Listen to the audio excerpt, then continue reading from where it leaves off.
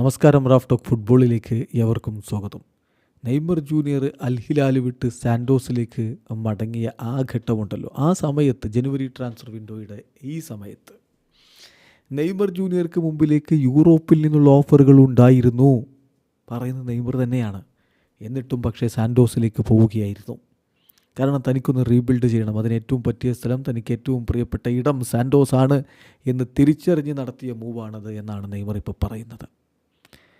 തീർച്ചയായിട്ടും അൽ ഹിലാൽ വിട്ടു പോവുകയാണെങ്കിൽ, കോൺട്രാക്റ്റ് ടെർമിനേറ്റ് ചെയ്യുകയാണെങ്കിൽ അത് സാൻഡോസിലേക്ക് മാത്രം എന്ന് തീരുമാനിക്കുകയായിരുന്നു നെയ്മർ. ഇപ്പോൾ ഏറ്റവും പുതിയ ഇൻ്റർവ്യൂവിൽ ഈ കാര്യങ്ങൾ തുറന്നു പറയുന്നത്. അദ്ദേഹത്തിൻ്റെ വാക്കുകളിലേക്കൊന്ന് പോകാം. അദ്ദേഹം പറയുന്നു, യൂറോപ്പിൽ നിന്ന് ഓഫറുകൾ ഉണ്ടായിരുന്നോ, മറ്റ് ഓഫറുകൾ ഉണ്ടായിരുന്നോ എന്ന് ചോദിക്കുമ്പോൾ അദ്ദേഹത്തിൻ്റെ മറുപടി യെസ്, ഒരു ഓപ്ഷൻ ഉണ്ടായിരുന്നു. യൂറോപ്പിൽ നിന്ന് ഓഫർ ഉണ്ടായിരുന്നു, ഒരു ഓപ്ഷൻ ഉണ്ടായിരുന്നു. പക്ഷേ ഞാൻ കോൺട്രാക്റ്റ് ടെർമിനേറ്റ് ചെയ്യുകയാണെങ്കിൽ സാൻഡോസിലേക്ക് മാത്രം എന്നുള്ളതാണ് ഞാൻ ഉദ്ദേശിച്ചിരുന്നത്.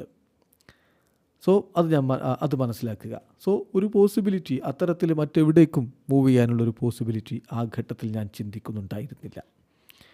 തീർച്ചയായിട്ടും ബ്രസീലിയൻ ക്ലബ്ബുകളിൽ നിന്നും ഓഫർ ഉണ്ടായിരുന്നു.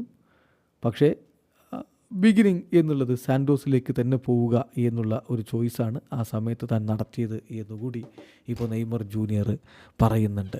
ഏതായാലും തൻ്റെ ഹൃദയത്തിനനുസരിച്ച്, അതായത് തൻ്റെ ഹൃദയത്തിൽ എന്തു പറയുന്നു, തൻ്റെ ഹൃദയം എങ്ങോട്ട് പോകാൻ പറയുന്നു, അതനുസരിച്ചാണ് തൻ്റെ ട്രാൻസ്ഫറുകളൊക്കെ നടന്നത് എന്നാണ് ഇപ്പോൾ നെയ്മർ ജൂനിയർ തുറന്നു പറയുന്നത്. ഇനിയിപ്പോൾ 5 മാസക്കാലത്തെ കോൺട്രാക്റ്റാണ് നെയ്മർക്ക് സാൻഡോസുമായിട്ടുള്ളത്. കഴിഞ്ഞാൽ അദ്ദേഹം യൂറോപ്പിലേക്ക് എത്തിയേക്കുമെന്നുള്ള വാർത്തകൾ വരുന്നുണ്ട്.